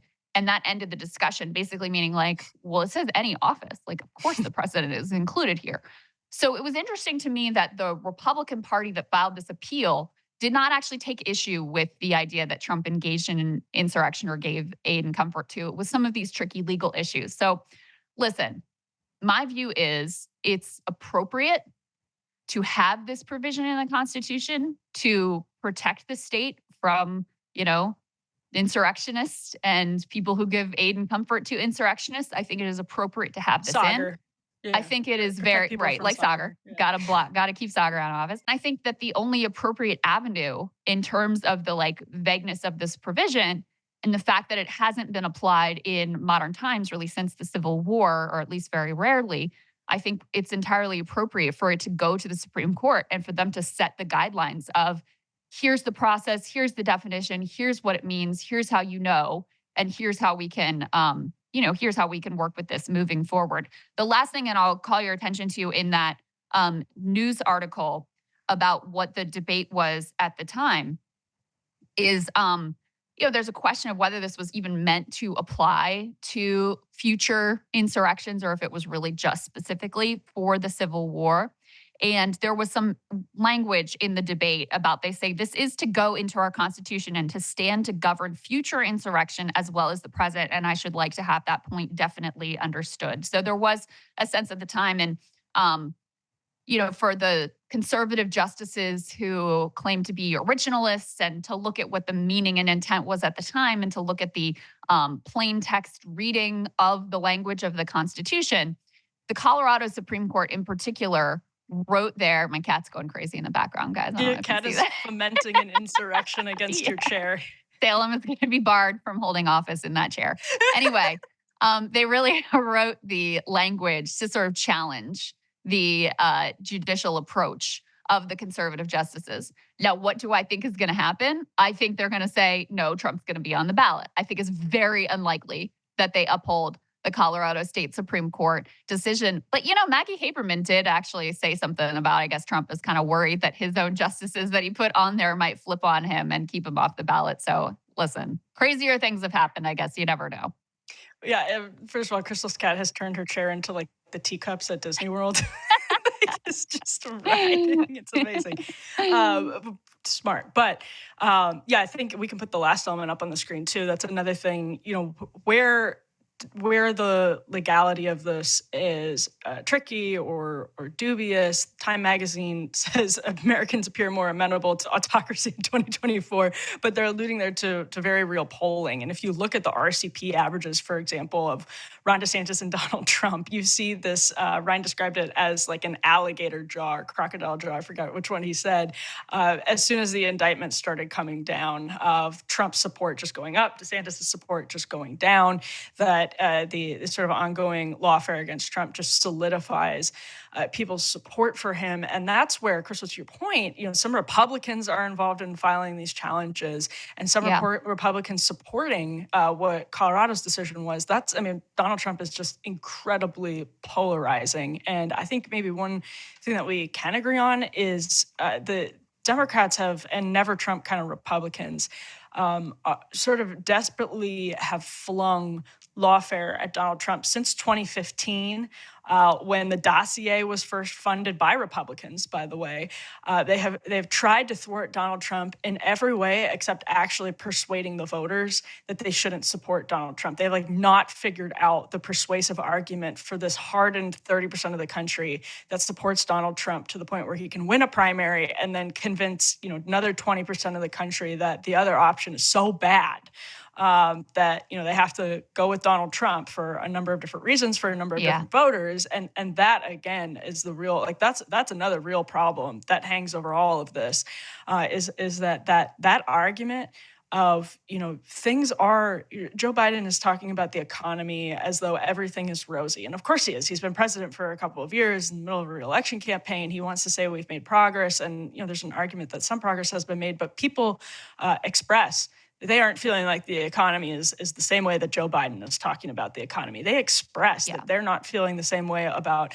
geopolitical stability and American leadership on the world stage as Joe Biden is saying that they should. And that's where Trump comes in and is persuasive to a lot of people. So there's still an incredible vacuum in the persuadability of a chunk of the country. Not everyone. We're extremely polarized around the issue of Trump and very polarized in general. But that continues, I think, to be a real handicap for Trump's enemies. I think I saw some other polling about America's rising comfort with authoritarianism. And that sentiment is most strongly expressed among the hardest partisan Republicans, but the rise is significant regardless of political ideology. And to me, it gets to something you're pointing to here, which is that it's not that Democrats haven't tried to persuade people they shouldn't vote for Donald Trump. They certainly have tried. But what they've been unwilling to do or unable to do, given their own compromised situations and the sea of money and politics that infects both parties, they've been unable and unwilling to offer an affirmative, positive agenda that is a viable alternative. And so to me, it's very logical and, very clear if you look at history that if people feel like democracy isn't delivering for them, then they may sour on democracy or they may, not prioritize democracy. And I think that's a lot of what you're seeing here is people feel like, whoever I vote for in this upcoming election, it's not going to help me. It's not going to affect my life. They don't feel like the stakes of these elections aren't really the same because there's no expectation that either major political party is going to actually deliver for them. And so instead it's like, all right, well, who's on my side in the culture war? Who's owning or hating on the person that I also hate? And that's what our politics devolves to, as well as willingness to reach for authoritarian tactics to keep the group that you see as an existential threat, that you've been told by media is an existential threat, to try to keep them at bay. So I think that's part of what's going on here. In terms of the lawfare against Donald Trump, I mean, there's no doubt about it, the Russiagate nonsense, all that stuff. But you do have to separate out which of these claims are legitimate and have some basis and which are just total fabricated distraction and bullshit. So the fact that some of the claims are distraction and bullshit does not mean that all of the claims are distraction and bullshit. And I think there's a reason why the normie reaction to the language in 14th Amendment, Section 3 has been oh yeah, that sounds like him. That kind of fits. Because it does. If you just read it, you're like, well, if it applies to anyone, it's this dude. So like I said, where do I think this is going to go? Ultimately, I think the Supreme Court's going to strike it down. And so it's not going to really, matter that much. But I guess you never know what could happen. And it's certainly a test of where we are as a country. And it will be a test of how everyone reacts to what's going on here. Yeah, I agree. And we will expect something on these cases legally in just the next couple of days. So there's a lot of news to stay tuned to when it comes to these ballot qualification questions. Yes. So let's talk about the other side of the ledger here. Joe Biden, not looking so hot for his reelection as we head into 2024. And none other than MSNBC's Steve Kornacki breaking down the numbers with a dire warning for him. Let's take a listen. How about the Democratic end of things? Joe Biden seems poised to be the Democratic nominee. What kind of year has he had politically? Well, again, he started 2023 coming off those good midterms for Democrats, and his approval rating, 46-50, wasn't that bad, but it's taken a hit this year. And as we start to close out the year, our final NBC poll had him at just 40% approval, 57% disapproval. How does this compare to past presidents entering their re-election year? Here you can see it. Here's the 40 that we have Biden at right now. These are all the final polls heading into the election year, re-election year that NBC conducted. You just see all the recent presidents. Look, Trump got beat in 2020. He was at 44 heading into his re-election year. Bush Sr. got beat in 92. He was at 52 and heading south rapidly there. But you see how that number compares. That's the lowest. That's the lowest in an NBC poll for an incumbent facing a re-election here. But it is a tight race when you poll Biden versus Trump at the start of the year. In the average of the polls nationally, Biden at a 2-point advantage. Now, at the end of the year, it is Trump who, on average, has a 2-point advantage here. And that leads to this final graphic here, a poll from the Wall Street Journal recently. They included a bunch of third-party options, and against Biden and Trump, they added up to 17%. That's a big question heading into 2024. Is there going to be a real third-party candidate to create a wild card in this? So lowest approval rating of an incumbent president heading into re-election ever. That's where Joe Biden stands as of now. And I mean, it's for them, it's complete disaster. I also saw a poll this morning, Emily, that ties into our discussions both about Ukraine and certainly about Israel, that foreign policy, which normally is a kind of like a back burner issue in American politics, has now become one of the top issues that both Democrats and Republicans and independents, all three, are focused on in terms of a vote choice. And we know that Biden is dramatically at odds with his own base in terms of his unconditional support for Israel, young voters in particular, Arab Americans, Muslim Americans.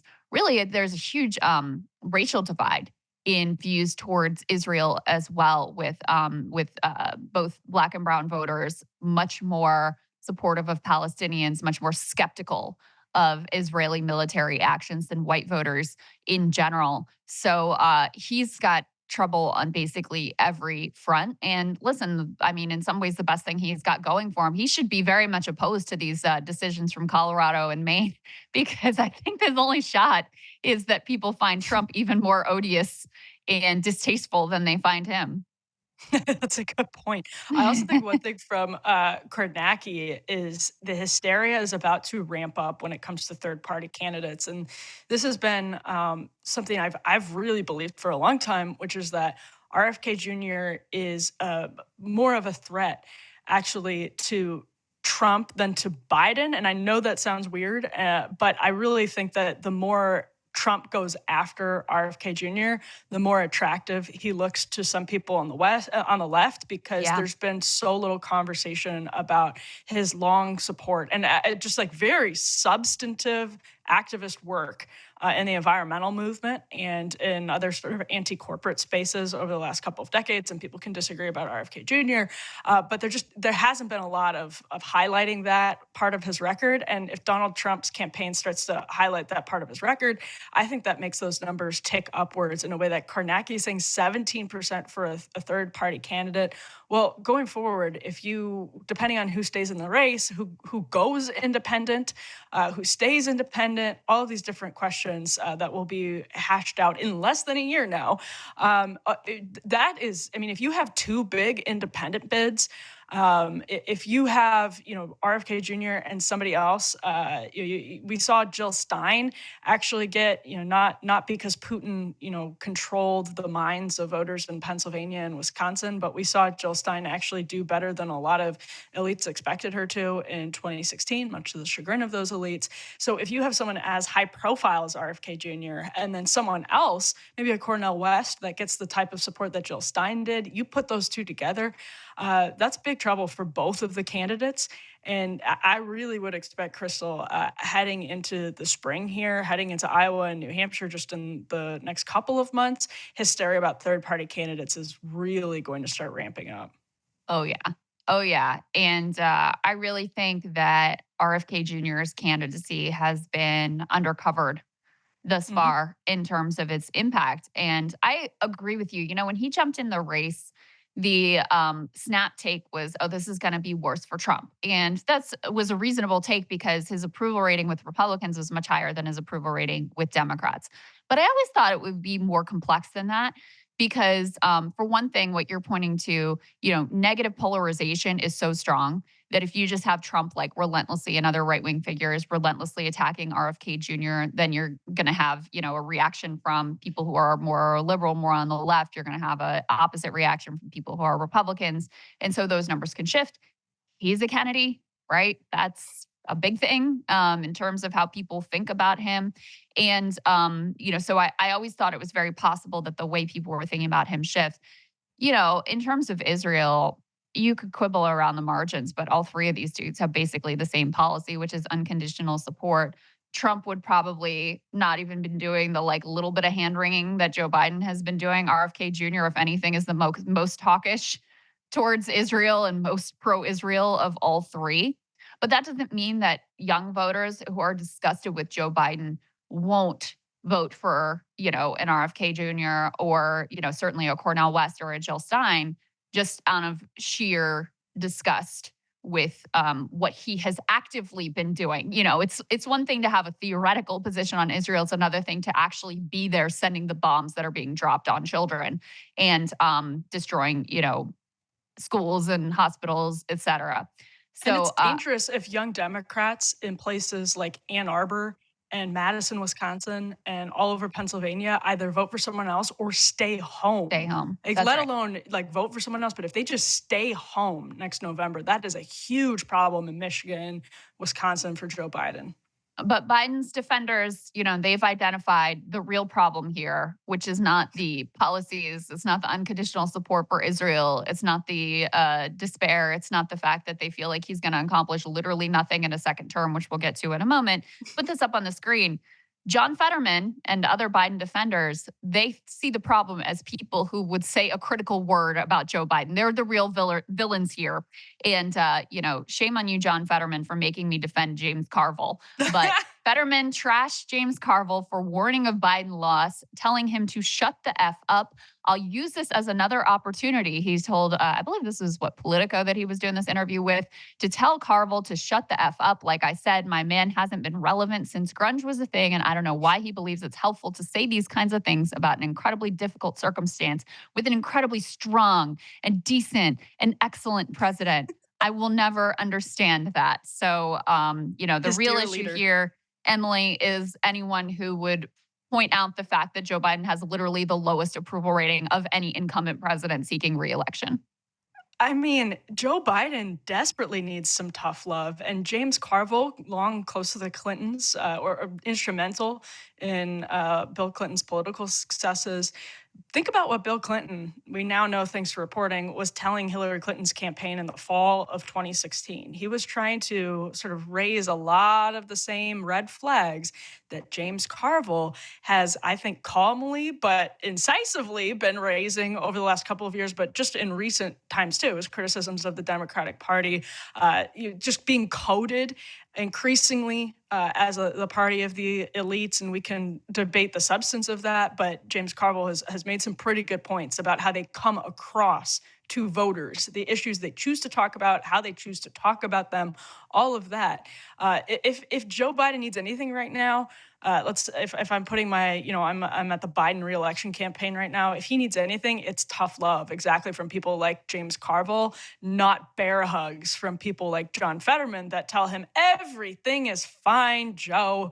Even saying it, you know, privately versus publicly, it's important that it's public so that there's pressure for the campaign. There's pressure from Democrats. Again, this is what the Democratic Strategist campaign hat on. It's not a hat I like to wear, Krystal, but I will do it for the sake of the show. They need this badly because they're going up against, as Hillary Clinton did, the former host of The Celebrity Apprentice. Like, who, I mean, it's just, this should not be hard, but it is for Democrats. Because they're so, and it's the same thing for the Republicans that are trying to challenge Trump for the primary. Like, why is it hard to beat the former host of Celebrity Apprentice in an election? Because you guys suck.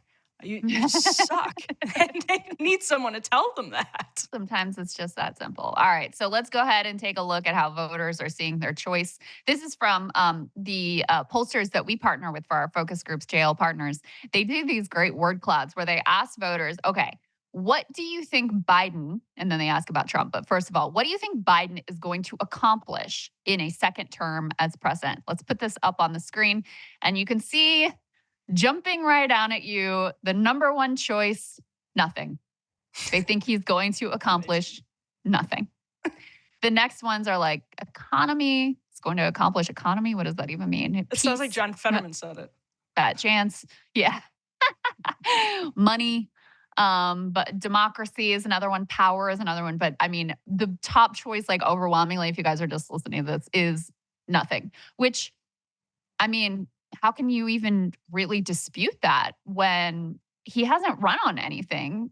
The only thing he was really promising is just like, I'll, be a bulwark against Trump. That's it.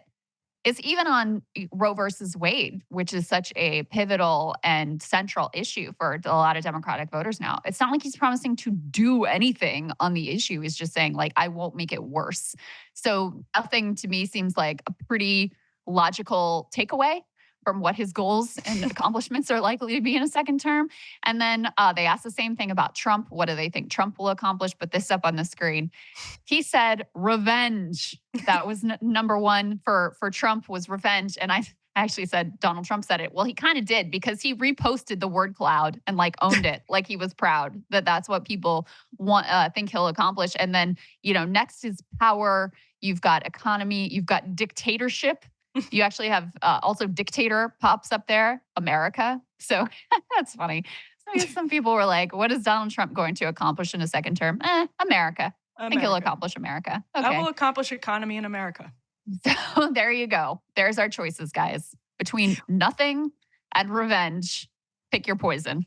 Well, and Krystal, I also wonder to what extent the nothing is part of the Biden strategy as well, because to your point, he does seem to be running on this idea that he's a bulwark against Trumpism, that he will just sort of stand in the way as a kind of a rubber stamp against the forces, as he says, of the forces against democracy, that, I will be here, my administration will be here.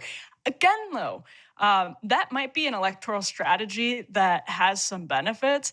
In the long term, that does not defeat the part of Trumpism that has anti-democratic impulses. And I think that's a fair enough argument, as hysterical as I think some people who can sometimes be about that case.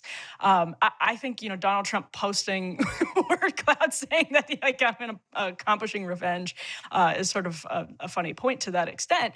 And the reason that this doesn't accomplish the defeat of those parts of Trumpism in the long term is because people are turning to Trump in desperation for the substance, as we just talked about. So, like, if Joe Biden isn't running on, real wages, for example, real wages are not increasing because inflation is stubborn, and there are signs that it's going in the right direction, but overall it has not gone under the right direction in the Biden economy. Student loans are a huge problem for a big chunk of the population right now. People turn to whether it's Trump or someone from the left, they turn in desperation when the substance is not delivered on.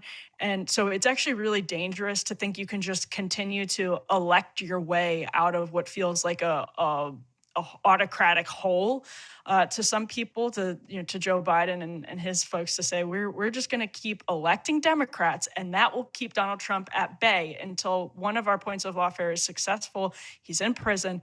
That does nothing to eradicate Trumpism. There's an argument, we were just talking about the polling, that it makes him stronger because there's some voters who really don't like it, and it sort of can heighten tensions in the country in ways that push people more to Trump's side. We don't know, some evidence that would happen, but the bottom line is we do know people are right that the substance isn't being delivered on. And so the most moral and effective way to tackle this problem would actually be to try and improve the daily lives of Americans. But of course, they can't do that.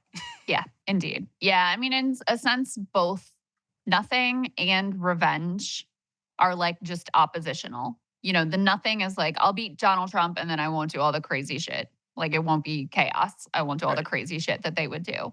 And for Trump, obviously, revenge is like, oh, I'm gonna own the libs the way that you want me to, which has always been like a core of his appeal. And again, if people don't have an expectation that these leaders and this democratic system is going to deliver for them in any real way, just an oppositional message holds some level of appeal. So it's not an accident that they both land in that place. Let's move on to the news Sagar broke over the Christmas break, the holiday break, Krystal. I want to actually just start here with the clip. If folks didn't see Sagar's interview here on Breaking Points with Tucker Carlson, they should absolutely check that out on the channel. But here's the part of the interview that went pretty viral because Tucker Carlson took a pretty big shot at one of the most successful commentators on the right, one of the biggest podcast hosts in the country, let alone on the right, and that's Ben Shapiro. There was a lot of consternation around some comments you made, I think by Ben Shapiro and other, where you were like, well, I've never seen this level of care about Americans who are dying of fentanyl, which I think is a traditional nationalist message. And yet I've watched the entire kind of right-wing ecosystem get embroiled in fundamentally what is a third world conflict. Now, we can say support, not support, we can have criticisms, et cetera, of that. But what explains this like literal allegiance to narrative on Ukraine, on Israel? Why is it that so many of these people don't seem to have the same level of care for actual American citizens? I find it really distressing. And in both of those conflicts, I approached it with a clean conscience because I just don't have strong feelings one way or the other. And I'm not hostile. I've never hated Ukraine. I don't have any feelings about Ukraine. And Russia, same thing. I've never been to either place, and I'm not invested emotionally. So I could just look at it from an American perspective. In the case of Israel and the Arab world, I've spent a fair amount of time in both, and I like both. And I felt terrible for the people who were killed on October 7th. I still do. So I had no weird motive. I was just like thinking about it from an American perspective. Is this good for us or is it not? And I was just amazed by the intolerance and the willingness to immediately go to invective and character assassination. And it's like, I said, first of all, if the people who live in Gaza who are being moved out are so evil and dangerous that they can't live in the region, why would you want them to move into my country? And Tucker, by the way, then continued along these lines. He did an interview with Vivek Ramaswamy, and he likened what just happened in Israel, the kidnapping of women and their rape. I mean, he's showing video of this happening, like as he's talking about this. He compared that to drug overdose deaths in the United States. Now, I believe we should fully care about the 100,000 drug overdose deaths that happen in the United States. These are two completely different issues. To go this far afield to link the issues, the only reason you're doing this is because you wish to downplay the atrocity that just happened in Israel. You're not upplaying the atrocity of what's happening on America's streets. Those are two different types of atrocities. People who are addicted to fentanyl, sticking needles in their arms and overdosing is a moral blight. It is a moral atrocity and a moral evil for people to kidnap women, rape them, and drag them back to the Gaza border. Those are not the same thing. And Tucker knows that. But this is a cheap way of telling you not to look. Don't look. Stop caring. Because after all, what does it matter? What does it matter? Now, again, I don't know who thinks that that's a sophisticated point of view, especially when nobody is calling for America to go to war with Iran. The entire purpose of having an aircraft carrier in the Mediterranean is to avoid that. But here is Tucker playing. I don't even know the game he's playing. This is just it's a dumb game. So this has all been, thank you, Krystal. This has all been kind of snowballing after the Vivek thing. Then Sagar brought it up with Tucker, and that's how this all started rolling. And this is interesting because it represents a divide in the conservative movement, really since the inception of the conservative movement. And Sagar was getting at that. That's really what Sagar was talking about. This is about the sort of paleo-conservative argument that's been around since Pat Buchanan, even since like Ross Perot, but others have made similar arguments. And that's where the personal disagreement, I think, is the least helpful. From what I just saw from Ben, who I agree with on a lot, but disagree with on some stuff as it pertains to Israel. He's, I think, further to the right of a lot of Republicans on Israel. He would probably admit that himself. I do think Lindsey Graham basically is calling, people like Lindsey Graham, and Lindsey Graham included, are basically calling for a war with Iran. Right. In things that we surely know would likely spark a much broader, deadlier conflict. So I don't agree on that point. I think people actually are putting us in danger of a war with Iran. I agree with Tucker on that point and disagree with Ben on that point. But the kind of personal back and forth there, I think is unhelpful, because it becomes one thing I've seen more and more from the right. Reminds me of something I saw a lot on the left in the aughts, as the left was, I think, much more deft at using digital tools like YouTube and social media. It became sort of soap operas. There became this bubble of soap operas driven by personality beefs. Great for clicks, great for ratings and all of that, but not super helpful towards the end of landing on the most moral version of the conservative argument. And I guess I don't think it's super helpful for the personal distractions to get in the way of what is substantively. I don't think either of them should be saying the other person doesn't care about the lives on either side. I don't think that about either of them. I think there's a legitimate question, though, of American interest. And I think it sucks if personal disagreements get in the way of actually debating substantively what America's interest is in Israel and in Ukraine. Yeah, so I mean, what you basically see here is a divide between paleoconservatism and neoconservatism. And I subscribe to neither philosophy, so I disagree with both of them in different ways, right? Obviously, Shapiro is, very and understandably, as anyone should be, horrified at the atrocities that were committed on October 7th. He does not care about what is happening to Gaza civilians in Gaza in the same way that he cared about what happened to civilians in Israel. And he is incredibly hawkish. And by the way, oh my God, the cat just jumped on the table. And by the way, there's Salem. By the way, incredibly dishonest about the history that led us here and basically justify any Israeli action. I dramatically disagree with that. And it comes from a variety of places.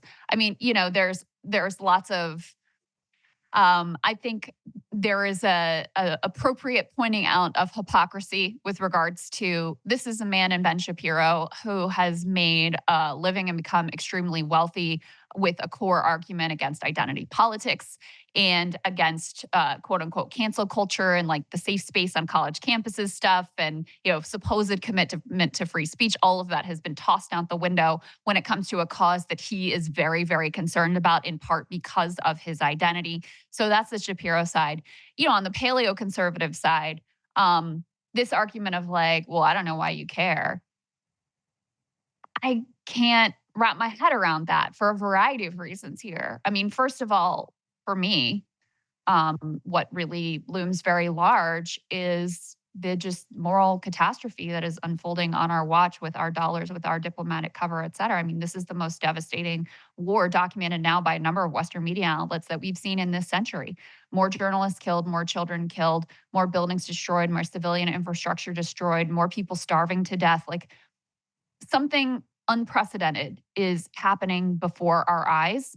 And so to have this view of like, well, I don't get why you care about that. I just can't really wrap my head around that.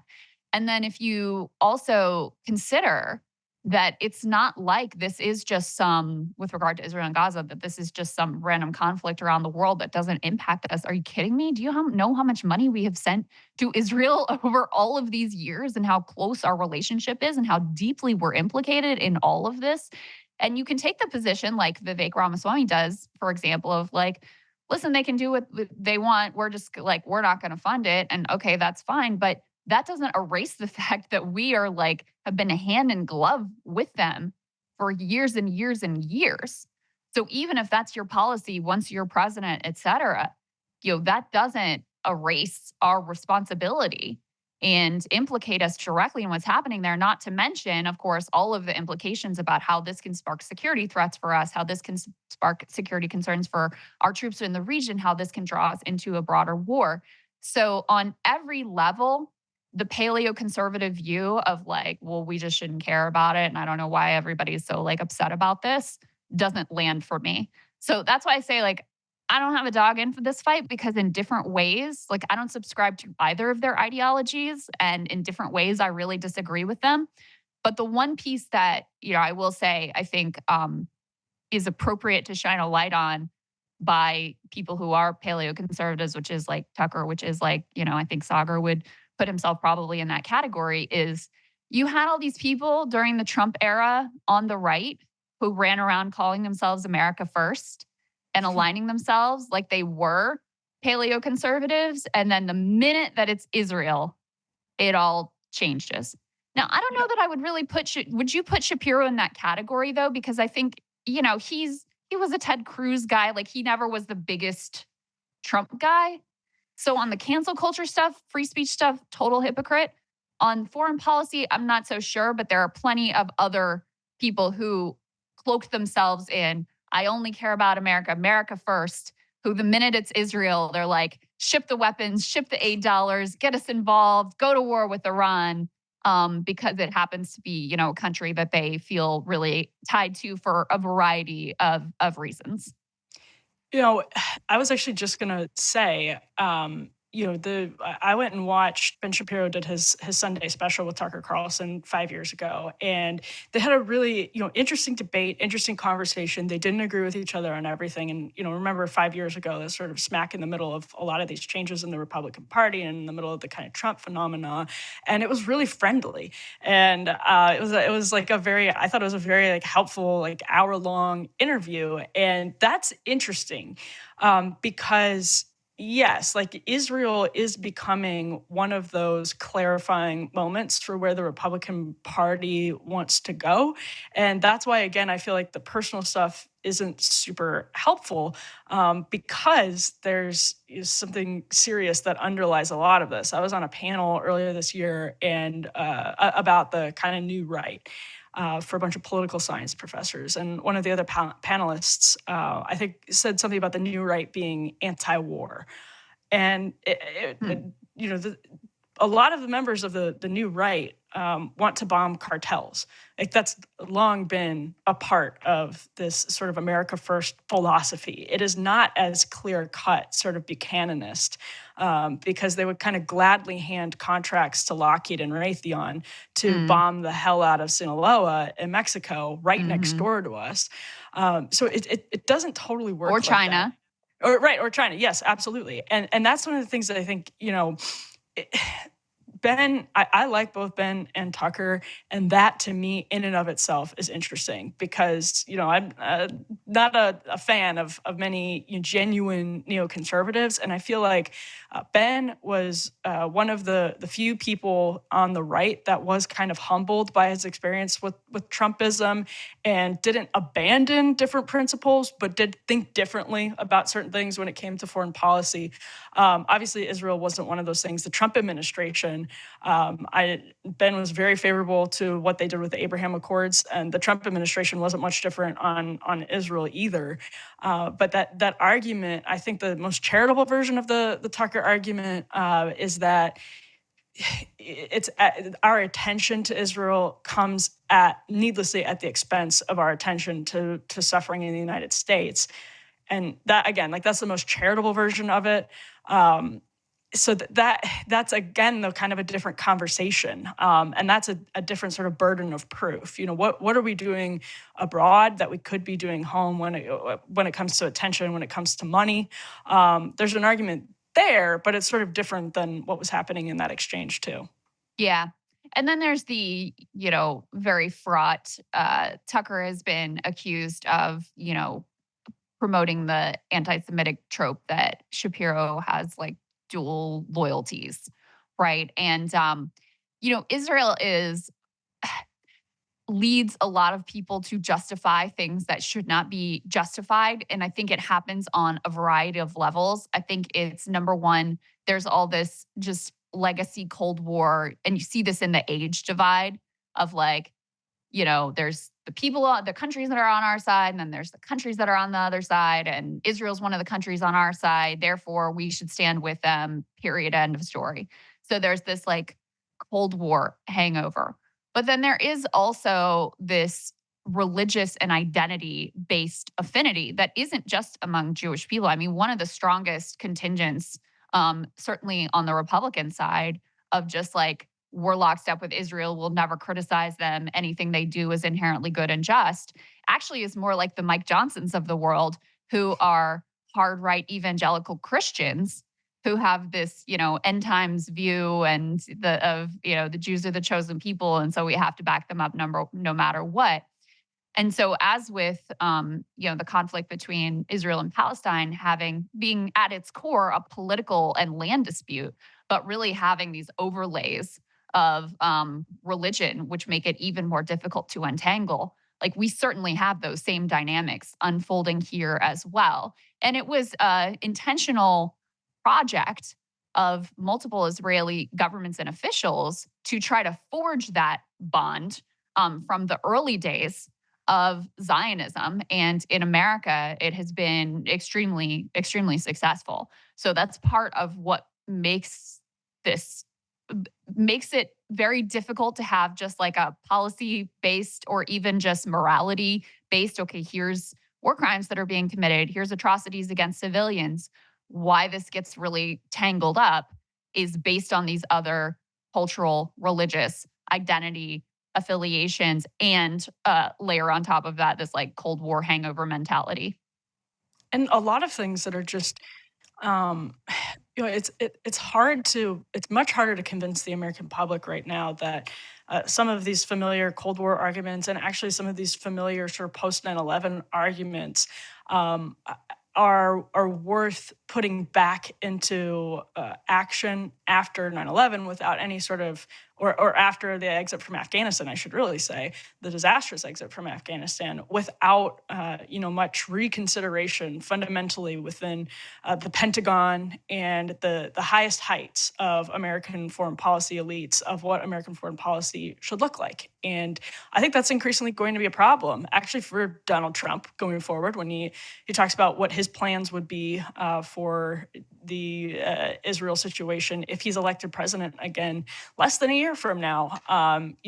What he would do that would either continue what he did in his administration or maybe take a different tack from what he did in his administration. Remember, the Biden administration, which a lot of people on the right felt undercut the Abraham Accords, was publicly, like Jake Sullivan a couple weeks before October 7th was talking about how there's peace in the Middle East like there hasn't been before, basically on a continuation of what had happened with the Abraham Accords. So there is just, not just for the right, but kind of, the blob versus anti-blob, there is a lot to be hashed out, in the next, and it's kind of crazy to me, Krystal, that it's sort of like what we were talking about with Ukraine, but it's also, Biden saying two-state solution, Netanyahu, who has the support of the U.S. government, saying no two-state solution. Like, it's kind of crazy to me we're talking about how this has to be hashed out, because we have basically a century of some major foreign policy failures in the rearview mirror that we just have never corrected, essentially, even though the public is pressuring for corrections. The elites have not responded to that pressure in significant ways. And the legacy of those things looms large, and it's the legacy of our failures and our ability to grapple with those failures and violations of our own stated principles are used by, Putin talked about our invasion of Iraq as justification for his invasion of Ukraine. Netanyahu talks about not only our, war on terror and ISIS, but also talks about, hey, listen, you all bombed the hell out of Dresden, so why can't we do it as well? So these things reverberate throughout history when we fail to grapple with them, and when we so clearly fall, when we so clearly fail to live up to what we claim to stand for in the world, which, again, as I said earlier, I don't think we will ever have any credibility to claim that we stand for international rule of law or any of these humanitarian principles that we supposedly built the World War II, post-World War II order on. In any case, was a joy, as always, Emily, getting to chat with you today. Thank you for doing the show with me. Emily and Ryan are going to do normal counterpoints tomorrow, and then we're actually going to have Ryan in with me on Thursday for a full breaking points. So we're mixing it up this week, giving Sagar some very well-deserved time off, and then he will be back next year. Not next year. We're already in next year. Next week. Next week. Say, yeah, I'm sure for a Sagar will regular have schedule. I'm sure Sagar will have thoughts on this too when he decides to stop forcing me and Ryan to do his job. I'm kidding. No, it's so much fun. I love mixing it up. It's a blast. Yeah, Ryan and I will be in studio tomorrow, and I'm definitely looking forward to hearing you and Sagar talk about some of this as well. The Tucker interview has gotten a huge response, so Yes. there's a lot to discuss going forward. The right in disarray, one of my favorite topics. All right, guys. Republican Civil War. All Yes, caps. that's right. That's right. All right, guys. Thanks so much for hanging out with us today. Emily and Ryan, we'll see you tomorrow, and I'll see you Thursday. Have a good one.